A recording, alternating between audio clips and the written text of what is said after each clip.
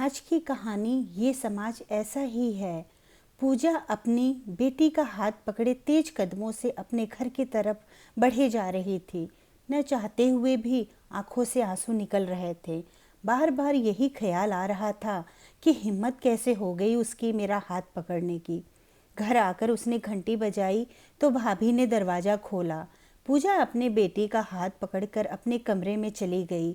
भाभी ने भी कुछ नहीं पूछा और नहीं तो बेगानों की तरह अपने कमरे में वो भी चली गई। बहुत ज़ोरों से रुलाई आ रही थी उसको। आज जो सीमा के घर पे हुआ वो कोई नई बात नहीं थी। जब से वो पति को छोड़कर मायके आई है सब उसे ऐसे ही देखते हैं। पति ने छोड़ दिया है, कोई बात होगी, ऐसे थोड़ी कोई छोड़ देता है। अरे सबको बर्दाश्त करना पड़ता है, औरत को औरत की तरह रहना चाहिए। क्या क्या सुनना पड़ता था पूजा को। और आज तो हद ही हो गई। पूजा रोते रोते सोचने लगी कि आखिर उसकी गलती क्या है। उसने क्या कोशिश नहीं की निभाने की अपने पति संजीव के साथ। उसे याद है आज भी जब वो शादी करके आई थी संजीव के साथ, वो खुद एक पढ़ी लिखी लड़की थी और अच्छी खासी नौकरी करती थी शादी से पहले। लेकिन संजीव और उसके घर वालों की इच्छा थी कि पूजा नौकरी छोड़ दे, तो उसे नौकरी छोड़नी पड़ी थी। दहेज भी खूब दिया था माँ बाप ने, लेकिन न जाने क्यों ससुराल वाले कभी संतुष्ट नहीं हुए थे। हमेशा शिकायत ही करते रहते थे। पूजा ने पूरे तन मन से ससुराल वालों की सेवा में कोई कसर नहीं छोड़ी। सुबह से शाम हो जाती थी उसको घर का काम करते करते, लेकिन वो अपनापन उसे कभी भी न संजीव से और न ही ससुराल के अन्य लोगों से मिली। संजीव के पास अपनी गाड़ी नहीं थी और वो बराबर पूजा के ऊपर दबाव बना रहा था कि वो अपने मायके से पैसों की मांग करे जिससे वो गाड़ी खरीद सके। लेकिन पूजा भी क्या करती।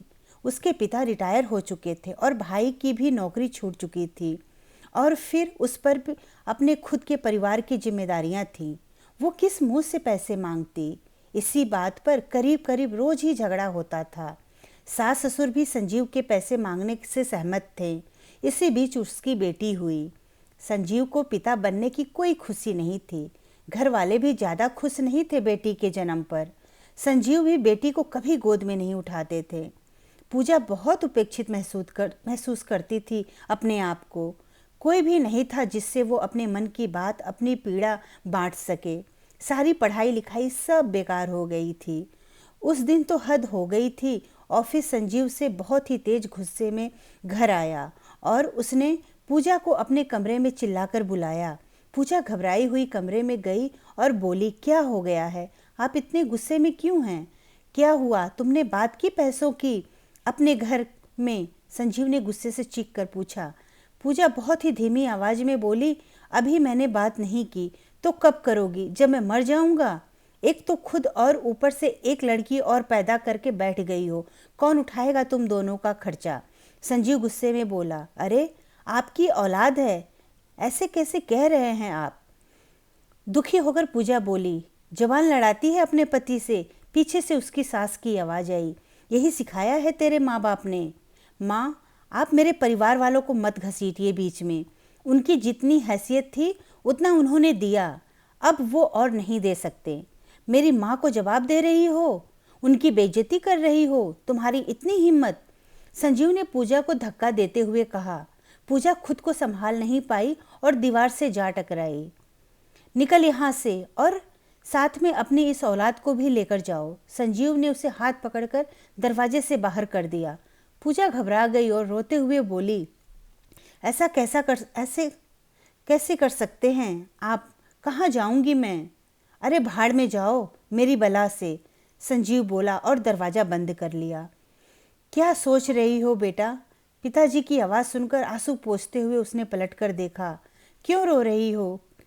क्या बात है, मुझे बताओ। सर पर हाथ फेरते हुए उसके पिता बोले, पापा, मैं खुशी को ट्यूशन से लेने सीमा के घर गई थी तो उसके पति ने दरवाज़ा खोला और मैं अंदर बैठ गई। खुशी की ट्यूशन पूरी नहीं हुई थी तो सीमा बोली 10 मिनट इंतज़ार कर लो। मुझे अकेला देखकर सीमा के पति ने मेरा हाथ पकड़ लिया और गलत बातें बोलने लगा। क्या कह रहा था बेटा, खुलकर बताओ। फिर पूजा बोली, वो कह रहा था कि सीमा को पता नहीं चलेगा, तुम मेरी हो जाओ, तुझे सब दूंगा। पूजा रोते हुए बोली। पापा के माथे पर चिंता की लकीरें उभर आईं और वो कुछ नहीं बोले। पूजा रोए जा रही थी। मेरी क्या गलती है पापा, आप बताइए। तेरी कोई गलती नहीं है बेटा, ये समाज ही ऐसा है। यहाँ पति के द्वारा छोड़ी हुई औरतों को सब गलत ही समझते हैं। पापा बोले, बेटा तू फिर से ज़िंदगी शुरू कर। तू पढ़ी लिखी लड़की है, अपना रिज्यूम अच्छे से तैयार कर और नौकरी के लिए कोशिश कर। आत्मनिर्भर बन। कहने दे जो लोग कहते हैं। तुम तो गलत नहीं हो, फिर समाज से क्या डरना। कामयाबी के बाद सब शांत हो जाते हैं। कमज़ोर को यह समाज जीने नहीं देता है। तो आत्मनिर्भर बन बेटा। पापा के समझाने पर पूजा को लगा कि पापा ठीक ही कह रहे हैं। अगले दिन पूजा ने सबसे पहले उस कंपनी में आवेदन किया जिसमें वो सबसे पहले जो शादी से पहले काम करती थी। 2-3 दिन बाद ही उसने इंटरव्यू की कॉल आ गई और वो नियत समय पर ऑफिस पहुंच गई। इंटरव्यू हुआ, लेकिन इंटरव्यू देकर वो बाहर निकली तो उसे यह लग रहा था कि उसे यह नौकरी नहीं मिलेगी। लेकिन 3 दिन के बाद कंपनी से फ़ोन आया और वो खुशी से झूम उठी क्योंकि उसे सिलेक्ट कर लिया गया था। अगले दिन ही उसे ज्वाइन कर लिया। लेकिन समस्याओं का अंत यही नहीं था। ऑफिस में सभी आपस में खुसर पुसर कर रहे थे। पूजा अपने केबिन में थी। तभी उसके एक सहकर्मी ने कुर्सी खींचकर उसके पास बैठ गया और पूजा जी कैसी हैं आप? अकेले जीवन काटना तो बहुत मुश्किल होता है ना? वो बोला, नहीं ऐसी कोई बात नहीं है। पूजा काम करते करते बोली, आज शाम को फ्री हैं आप? वो बोला, आप अपना जाकर काम कीजिए। पूजा गुस्से में बोली, काम ही तो कर रहा हूँ। वो गंदी नज़रों से देखते हुए बोला। पूजा गुस्से में उठकर अपने बॉस के केबिन में गई और उसकी शिकायत की। पूजा के बॉस एक अनुभवी व्यक्ति थे। उन्होंने बोला, देखो बेटा, तुम किसी का मुंह बंद नहीं कर सकती हो। तुम्हें अपने आप को ताकतवर बनाना होगा और लोगों को जवाब देना सीखना होगा। ये दुनिया ऐसी ही है। अगर तुम गलत नहीं हो तो फिर डरना ही क्यों? बॉस ने उसे समझाते हुए कहा। पूजा को अब कुछ अपने पर विश्वास जगा। अगले दिन वो ऑफिस पहुंची और अपना काम करने लगी। लंच में एक और सहकर्मी उसके पास आया और बोला, पूजा जी अकेले लंच कर रही हैं? हमारे केबिन में आ जाती। आपके पति ने आपको छोड़ दिया है। मैं उस दर्द को समझता हूँ। क्यों भाई, क्यों आऊँ मैं तुम्हारे केबिन में? शर्म नहीं आती है तुम्हें? और एक बात बता देती हूँ तुम्हें, मेरे पति ने मुझे नहीं छोड़ा, मैंने अपने पति को छोड़ा है। और अगर दोबारा मेरे पास आए तो सेक्सुअल हरासमेंट के केस में अंदर करवा दूंगी। पूजा ने जोर से चिल्लाकर कहा ताकि सभी लोग सुन सके। मुझे इस बात की कोई शर्म नहीं है कि मैंने अपने पति को छोड़ा है। मेरी ज़िंदगी है, जहाँ भी रहूँगी इज्जत से रहूँगी। और पूरे हॉल में सन्नाटा छा गया।